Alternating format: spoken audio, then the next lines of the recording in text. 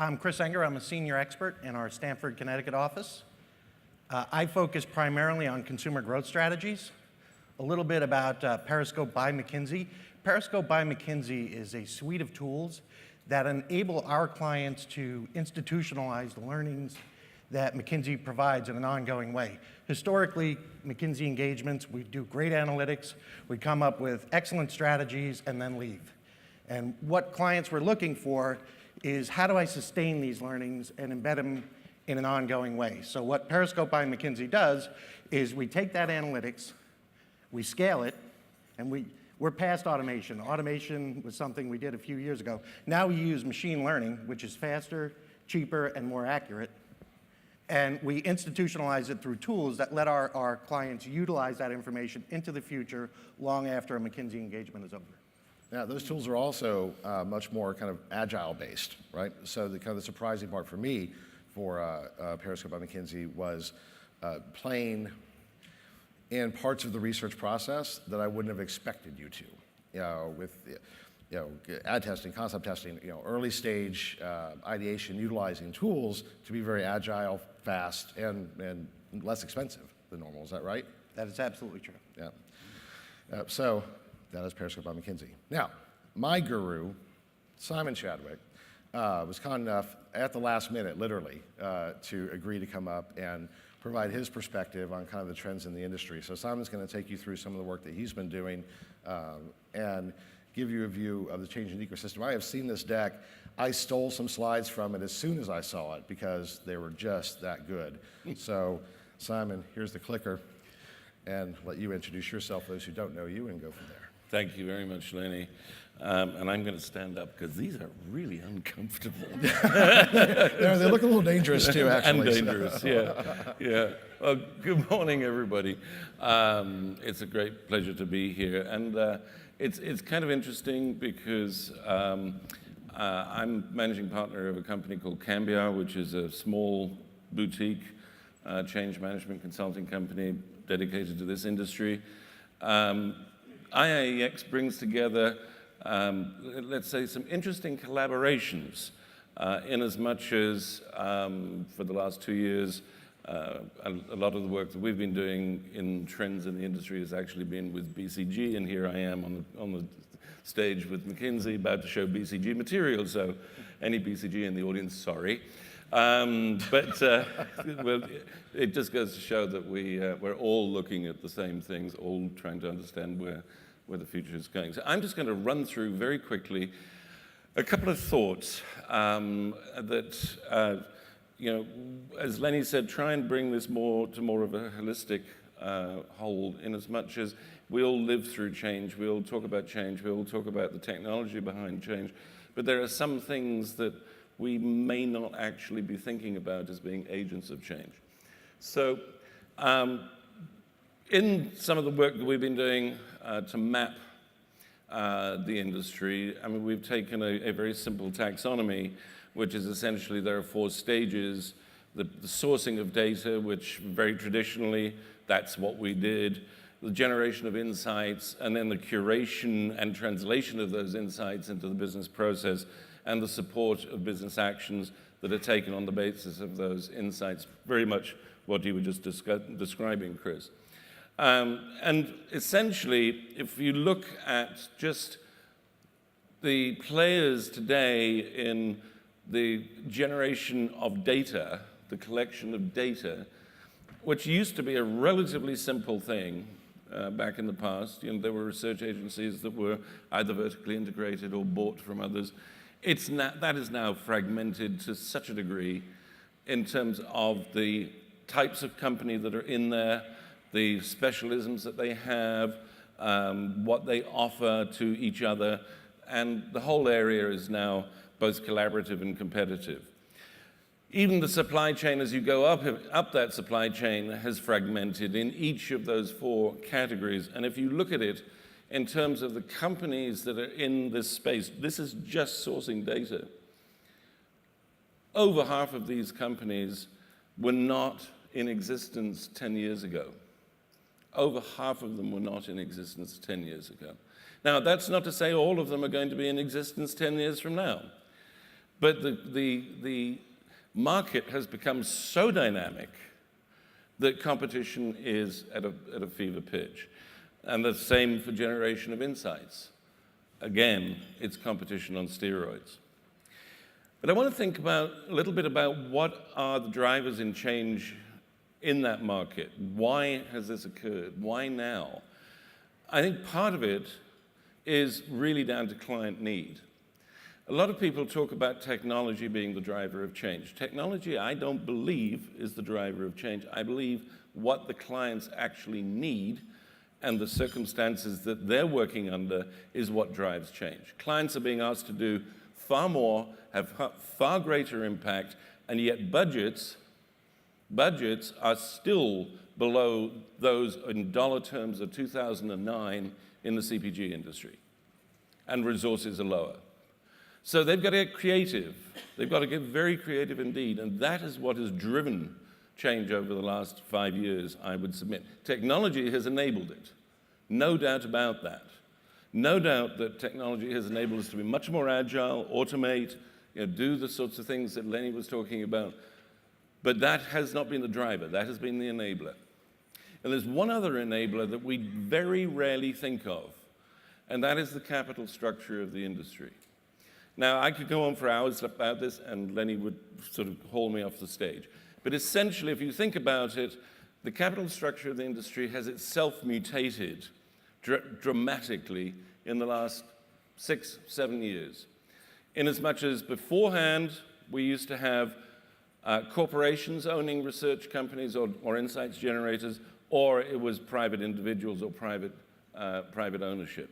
Today, you've got corporates, you've got private ownership, you've also got quite a lot of public ownership now, which drives strategy and usually makes it that much more short-term. You've got a huge amount of venture capital washing around in this industry, over $14 billion that has come in over the last 6 years into this industry. $14 billion. This industry has never seen anything like that before. And we now have huge interest in the top end of the industry from private equity. This is totally different from what we've seen before. If you look at big MR, it tends to be corporately owned, publicly owned. Some of it is now private equity owned. Anybody from GFK here? Okay, now 45% private equity owned. Big analytics essentially goes across the spectrum. You've got small and medium analytics companies that are being funded by VCs, so is automation, very heavily. And you've got new MR companies, some of them funded by VCs, some of them privately funded. And then finally, you've got the traditional small and medium market research companies. And they are basically still in private hands. Each of these has implications. The ownership structure has implications for companies' business models, for their strategies, for what they're trying to accomplish in terms of exits. It means that the way in which the industry is run is actually fundamentally changed. And that's just a thought I'd like to leave you with, since I don't think it's one that we've really dwelt on very much in the past. Thank you, Simon. Charm. I'm a senior expert in McKinsey's Boston office. And we wanted to expound a bit on the trends in the industry that we think are shaping the way we will all need to serve our clients going forward. And it's really a deep dive on what you were talking about, Simon, in terms of changing client needs. So why are client needs changing, and why is there so much VC money in this industry? If we think about the trends, we think there's an increasing metabolic rate, primarily in 3 areas. One is, how do consumers act? So changing metabolic rate around consumers. And if you think about options available to consumers and customers even in B2B, the number of options that are transparently available to consumers has increased hundreds of fold, thousands of fold in certain cases, and the way that consumers can interact with companies has changed. So this is starting to then change the metabolic rate around a second theme in terms of how companies act. So as you looked 10 years ago and looked at how many CEOs were talking about consumer insights being the basis for their fundamental growth, it was a select few.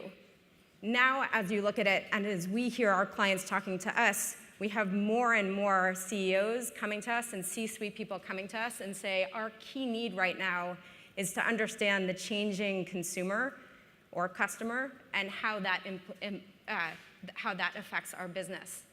And then another key trend that we see is just the explosion of behavioral data available, and then the analytic techniques with which to analyze that. So Chris talked about the machine learning, the AI that we can use to analyze the wealth of this data, but with much more data available and available at a scale and at a cost that's unprecedented from 10, 20 years ago. That changes what we need to do to bring insights and what's available to us to derive insights, which has had profound changes. So as we think about what that means for insights organizations, we think that's going to change the what we do fundamentally, the how we do it, and who needs to do it. So in terms of what, we think, and this is a theme we've been working on a lot, we think that much of what we need to do needs to be more agile. And when we think of agile, it's not only that things move at a faster pace, although that is certainly a piece of it. It's also that with agile, you can, because you're doing things faster and a lower cost, you can get to 80-20 answers and iterate through to an answer. So in many ways, we need to think about not always needing to get to the perfect answer, the 100% answer, but what is the answer that's going to allow us to get one step further in the problem solving and use multiple methods to triangulate to deep insights, and then ultimately can often test and learn those insights pretty quickly in the market and at a lower cost than we could before. We also think that how we do things will change in terms of facility with technology. We've all been talking about the technology, and the technology available enables us to gather insights in a fundamentally different way, as well as with the wealth of behavioral data, the need to integrate the insights from this behavior with how people make decisions, thinking about the system 1 and system 2 thinking. So how do people act? What are the motivations? What are the emotions that drive the behavior? Are things that we need to think about in different ways.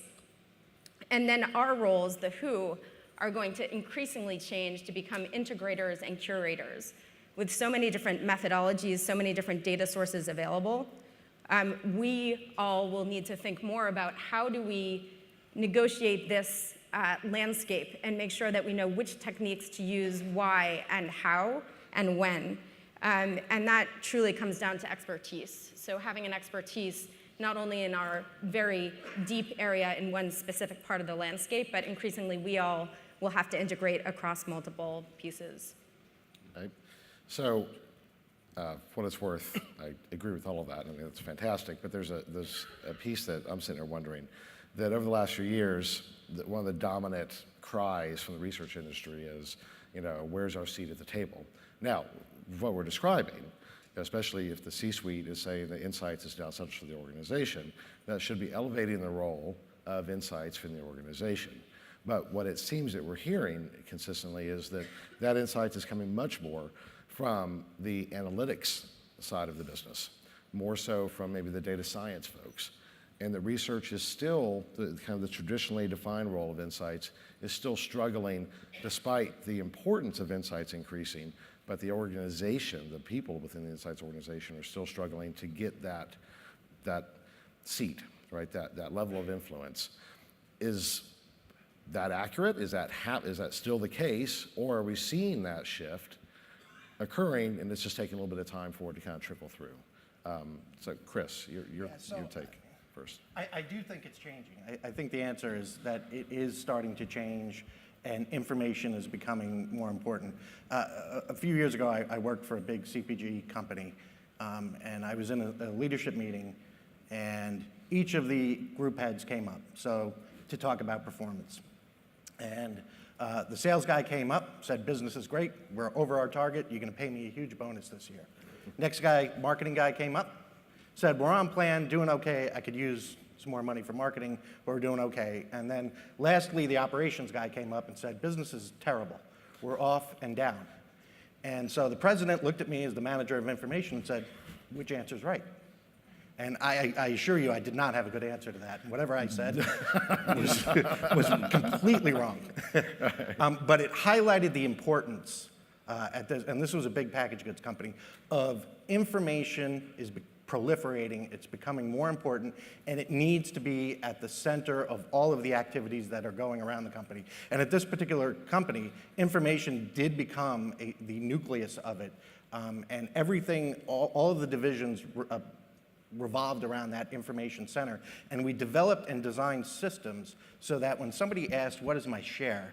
There were rules in place, so you never had 3 different answers. So if my share was my national share, there was a default data way to say, here's my national share. If I'm looking at region, here's the default way. So everybody had the same language.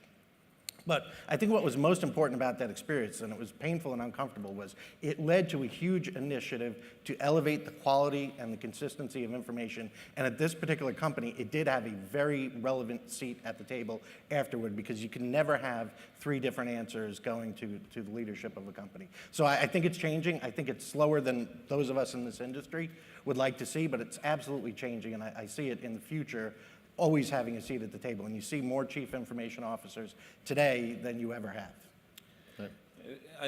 Denny, I think it's, I agree with Chris, it is happening, it is slower. And the work that we've done has shown a doubling of insights functions that can now be considered to be strategic partners over the last 7 or so years, but that's still only about 20%.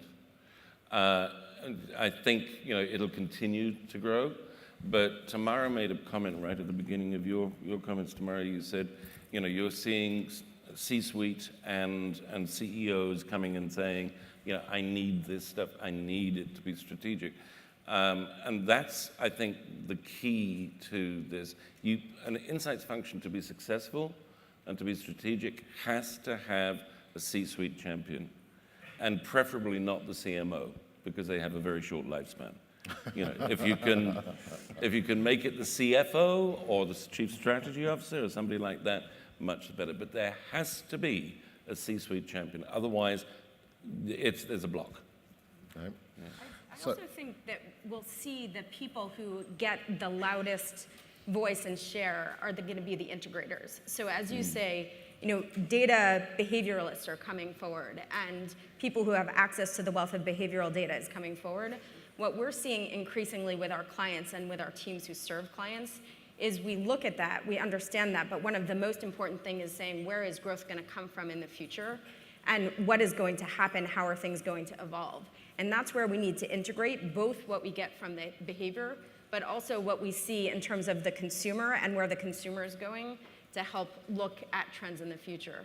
So I think we will see more opportunities for those of us who are able to integrate and able to bring the insights, tie them to the behavior to come forward. So in the most recent GRIT study, we did a component on the skill sets necessary for success for folks graduating from post-secondary programs. And it had nothing to do with the mechanics of research. It was critical thinking. It was the ability to effectively be a consultant, to think about the business. So that was a great surprise to everybody, that especially since we're done on behalf of MMR training programs, there's no, you need to just basically teach them to be MBAs. But what that made me think about was on day 1 when Grant McCracken, and Simon, unfortunately you weren't here, I don't know if you guys were able to see him, but Grant McCracken's a cultural anthropologist, and he presented on this idea, this call for help, that his job as a cultural anthropologist is to look at trends, and he believes that there's enough data now available to be able to predict those if we could only marry that together effectively. So he uses Google data a lot, right? Just to try and get ahead of the curve, to see what's happening. So what I hear is that possibly the evolving role of the Insights organization is to be not just that curator and aggregator of data, but also that visionary, that anthropologist, that person to look at it, not just be the trend spotter, but to actually be the trend predictor, based upon the integration of the data. And that's where the value of Insights lies. Would you guys agree that that's something along those lines? We're seeing that evolve? Good. Tamara, we'll start with you. Sure. Yeah. Yeah, so I do think that the storytelling around the insights and the storytelling both bringing to life what's happening today, and then as you saying, looking forward to see what will happen. And I'll give an example from a client we just served where all of these aspects we're talking to came into play. So we were helping a financial institution create a new business. And what we needed to do is we not only needed to look at the actual behavioral data, who were using lending products, how were they using it, what were the credit scores of people who were lending and how much. But we then also needed to look at the barriers those people were having and the motivations for using different companies and how they went to it. So we did deep behavioral data analysis, tied it with demographic data, tied it with survey data to identify white space in the market where there was a lot of room for a company to come in and grow with a new value proposition. So, but that wasn't the whole story. We needed to start there. We then needed to do the work of the design work to say, well, here are the fundamental needs, here's the fundamental white space, now how do you go serve that? So being able to then come with the ideation process and do almost traditional qualitative and then backed up by quantitative to make sure that what we were saying had true resonance for enough people in the market was what then got the attention and changed the organization. When we were able to bring it together, storytell, and take things to the next level for the people in the room. All right. You guys agree? I do agree. I think that this change in how consumers market and so let me step back. So the first thing, I do very much agree with what you said about the need for the skill set of people in our industry to change. What we used to do 2 years ago that took 12 weeks, we now do in a week. And so people's roles have changed from how do I get to the right answer and mine it. Now with machine learning and advanced analytics, the skill set is how do I interpret that information into actionable steps for clients that tell them what to do. So there's been a fundamental shift just in the skill sets of people as we look at McKinsey to hire. It's more about people who understand the math, but then how can people that can also translate it into what do you do with that? On it. So in terms of trends and spotting trends, I think it's one thing to be able to look at small things and predict if they're growing big, but it's hard, right? And there is a lot of data and a lot of information to do that. But I think the more that companies are proactive in being able to do that, the better off they are. Who was going to predict that Chobani would be what it was and how fast that it grew? That came out of nowhere. But if you understand the benefits that consumers seek, right, and where there are gaps, you can make that trend happen. What Chobani understood, what Belvita understood, where there was an unmet need around sustained protein and energy. And that's what they capitalized on, and they created that trend. And that's what we want to do with our clients, is we want to understand when consumers are in a behavior, what benefits are they seeking, and where are their gaps. And your job is to find important benefits that consumers want that nobody's delivering, and you will start a trend, and you will create it if you can do that. So I'll give you an example of a pet food category. You know, everybody loves their pets, right? So, well, sometimes. well, most people love their pets, especially dogs, right? And we were doing a study in pet food. And there's a segment of people who treat their dogs, and they treat their dogs for all the reasons that you would think. I love my dog, I want to make him happy, it makes me feel good to do it. But they also were doing it, particularly in biscuits, because they wanted to clean their dog's teeth. And a lot of the reason that they were feeding their dogs these biscuits is because they thought it was cleaning their teeth. But they were getting huge vet bills for their dog's teeth falling out. And so when you looked at a need, it was clean my dog's teeth, and you looked at their satisfaction levels, and they were in the toilet. It was the highest unmet need I had ever seen. And so this became an opportunity, a huge opportunity, to create products that could clinically actually improve your dog's oral health. And it started a whole new trend in pet food. It's the fastest, and has been, the fastest growing segment in pet food. So I think we as practitioners, our job is to make sure that we don't look for trends in history, and programs and computers can do that. So really focus on consumers' unmet needs and make the trend happen. Okay, Chris, you said something that was interesting about being able to take big data and then deliver to the CMO, CIO I guess, essentially bullet points of what it means. Recently, there was an article published called Fusion of Data, and it talks about the melding of predictive analytics into marketing research, into insights. Is that what you were referring to? Because the article speaks to the new frontier of marketing research being our ability to take big data, boil it down, and then give the CIO like the bullet points. And that seems to me like that would be something that McKinsey Periscope is trying to achieve. Yeah, so I agree with everything you said except for the bullet points, right? When we're going into a client, we're solving a problem.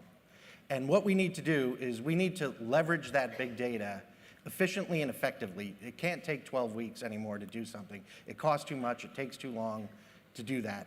We need to be able to mine it and use advanced analytics and machine learning to boil that down to solve the problem and answer the question.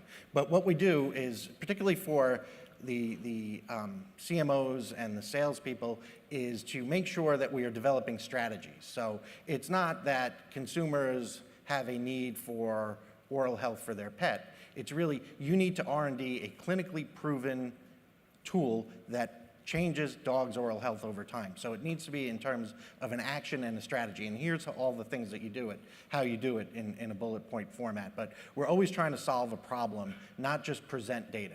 And I think that's an important distinction in how we want to see the people in our industry change to the machine is going to do the heavy lifting. How do we turn that into actions? But here's just very briefly, something that interested me, because we track all the incoming capital into the industry, something that interested me last year was that for the first year, the emphasis had drifted away from investment in big data analytics, investment in social media analytics, and was now spiking fairly considerably on predictive analytics. Yeah. So to your point, Michael, I think the predictive element is going to have to be there, but in the way in which actions can be taken, strategies can be built.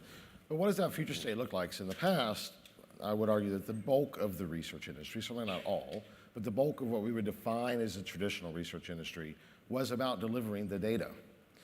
And folks like McKinsey delivered the recommendations. And that was, again, certainly not universal, but that's been the case. Today, I would argue that we're seeing a fragmentation and even some enmeshment where now there's this whole separate category of the technology that encompasses all of these things, that collects and aggregates and analyzes the data, the insights organization that may or may not be classical researchers that analyze and look for implications, and then that strategy component that says, now here's what you need to do.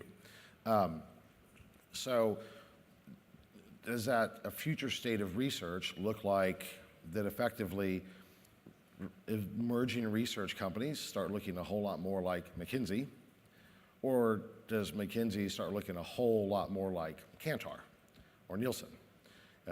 That you're acquiring those companies, you're organizing it, and you're the tip of the spear rather than the research industry. And just a thought, what do you guys think? I think that what we're going to see is all of us looking different as we go forward. So meaning, I think as much as we're talking about the storytelling and looking for the unmet need and looking for the action that will then meet that need, that is our recommendation, because there are so many technologies, because there are so many ways to get to that answer, we also do need to be detailed practitioners with expertise to understand how to work with that data. So while the machine and the technology might do the work, we still need to figure out what work we want it to do and which pieces of technology, which pieces of data are going to get us to the best answers. Sure. So I think what we'll see is all of us will move towards a place where there will be a place for very technical expertise getting research executed. But what the C-suite, as you're talking about, is going to want to hear, and the insights people they'll want to hear from are the people who can put that together, tell a story around it, but also have the expertise to know what to do and how to get to that answer. So my other guru, Ray Pointer, sitting over there, yay, Ray, he always talks about fit for purpose. And so what I hear from that is that maybe the role of the traditional role of the methodologist within the research space is now really defining and understanding the fit for purpose of all of these tools that have now expanded. Yeah. So would that be a pretty fair?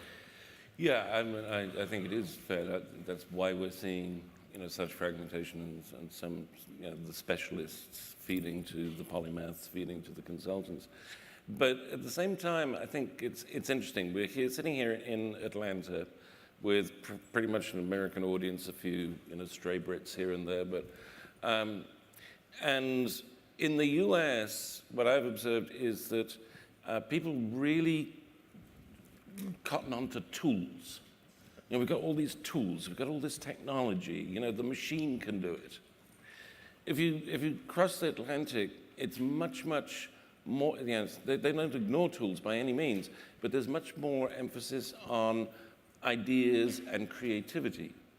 Is Niels in the room, for example? Niels Schillerwatz?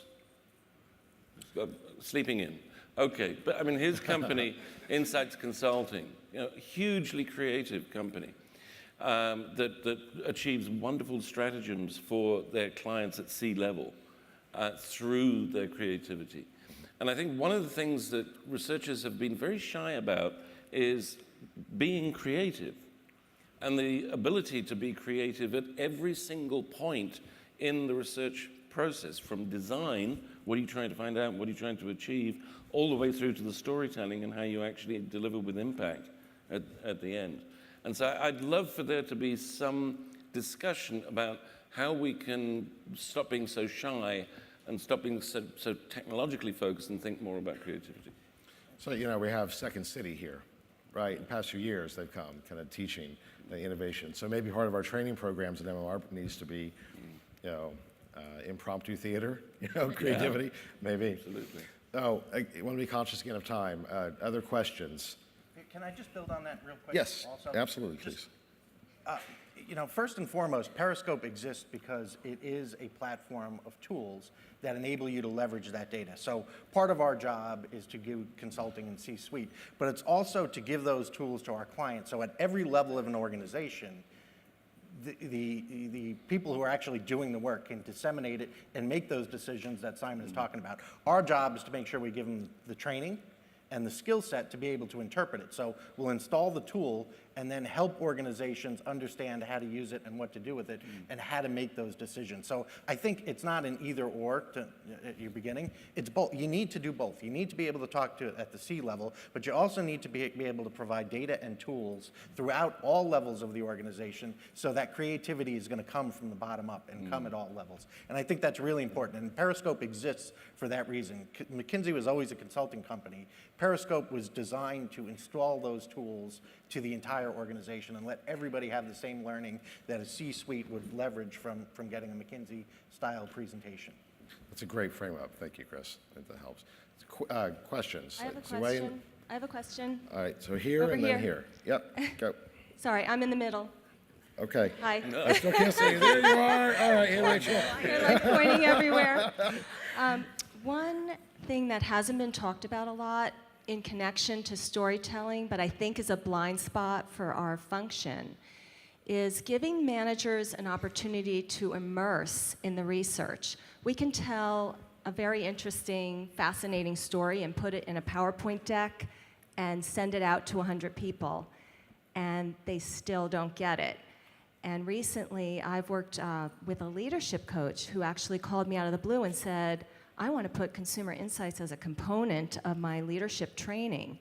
And it took a lot of work to create an immersion session where the managers of the company would actually have a chance to hear the readout of research, but then work with it and figure out what to do with it themselves instead of us telling them what to do with it.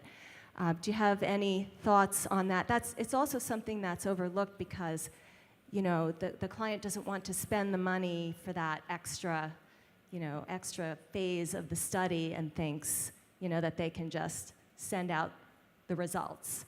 So I wonder what your comments are about that little blind spot in our category. Let's take that one. Love to tell two stories around that, sort of the deep way to do it, which, as you say, take a lot of time and money, but really immersing clients in the findings is often the way to get true action.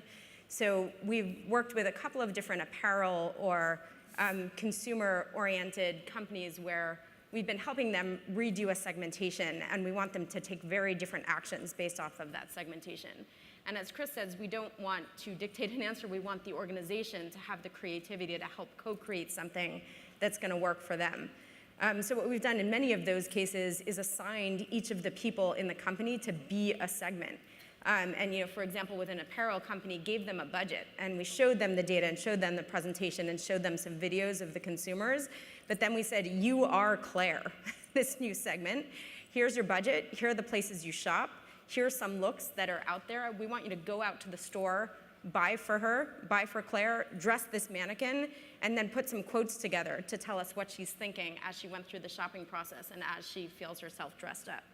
And that fundamentally changed. In this case, this was a case where the company had not truly internalized where their core customers really were, because they were so different than the lives the executives led. And that led to a whole cascading set of changes and led to the whole merchandising team going through the same exercise. So it's incredibly powerful, as you say. That sort of thing took a lot of time. I would argue time well spent.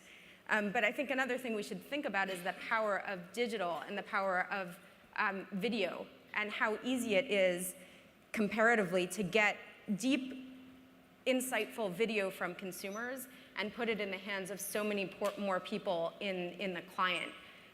So what I'd encourage all of us to think about is, yes, there are the really deep ways that take time and take a lot of money to get all of those insights internalized within the client, but we also have so many more tools to not only do the storytelling, but allow the client to live the storytelling themselves and really transform their thinking about consumers and customers. Yeah, and the tools to make that accessible and easy to do, or Correct. easier Yep. than it ever was. Absolutely. All right, there was another question. There's a few questions over here. But okay, let's hold on. Wait for the mic just for 1 second, because we're recording some of the sessions.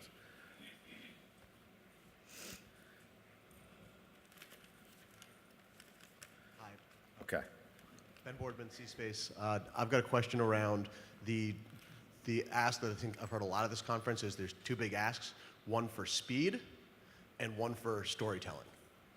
And I think those are two very different things that are needed from the market research side. So I'm wondering how we can get high quality speed storytelling to do really impactful work, or do you have to push really hard to do much better storytelling that's going to take less time? And I'm wondering what your experience has been with those areas. Who wants So, to take yeah, it? Chris, go I ahead. think, as I look back, 10 years ago, I spent 80% of my time doing the analytics, 20% telling the story. Now in the world of machine learning, it's the exact opposite of that equation. So I spend 20% of my time getting to the answer and 80% of the time telling the story. And I think the way that you get to the best of both is that's where you really can leverage technology and machine learning. I really don't like the word automation. I think it's a dirty word. But what machine learning lets you do is it's much faster, it's much more accurate, and it eliminates user bias. Whenever you do research the good old-fashioned way, you can always introduce bias. The computers let you take a lot of that out and get to a real true answer. So I think the way to get to the speed of analytics is to leverage machine learning and then spend your time. Don't shorten the time too much on a project. Then spend the time to look at it and interpret what would I do if I was in my client's shoes with that information, and spend much more time on the answer and getting the quick answer. I'd take it just one stage further, Chris, and go back to a quote from a few years ago from Maureen Coughlin, who's a CMO at a publisher. And she famously said, the presentation should last for 10 minutes, the conversation should go on for hours. You've really got to get the insights across, the story across dramatically and impactfully, such that it generates conversation, it generates talking about the strategy and actions. Okay, another question? Hi, I'm Susan from Imagine. So I think a lot of these things go back to one core idea, and that is actionability, right? Whether you have a friend at C-suite, whether you have some fancy tool for telling an amazing story, I think it goes back to how actionable, how relevant are your insights that you're trying to push down to marketing, merchandising, whatever the case might be. And a lot of that goes back to creativity and design. So I wanted to kind of probe you guys on your thoughts on how to focus more on actionable design in research, whether it's, whatever the study might be, as it relates to different organizations, because not everything is going to fit everybody, right? So taking the time to be super creative in terms of what action they could actually take as a company. I think that's very important, especially as the metabolic rate of everything increases. So getting to actionability means from the very beginning, before we even start doing something, thinking about not only what the questions are, but what are the answers that would actually change what we're doing. So making sure that we're forming hypotheses not only about what could happen or what could be true about consumers, but what could be true about consumers that would change the way our clients serve those consumers, and making sure that we've got that firmly in the scope and firmly in our minds before we even start the design process, so that as we go through, we always have that end goal in mind. And the actions we thought we might find are actually totally different than what the data tells us we should do, but at least we're in the right realm, looking for the things that will change the way the company will serve and will grow. Great. Thank you, guys. This has been hugely impactful from my perspective. Hopefully you all agree. Big round of applause. Thank you.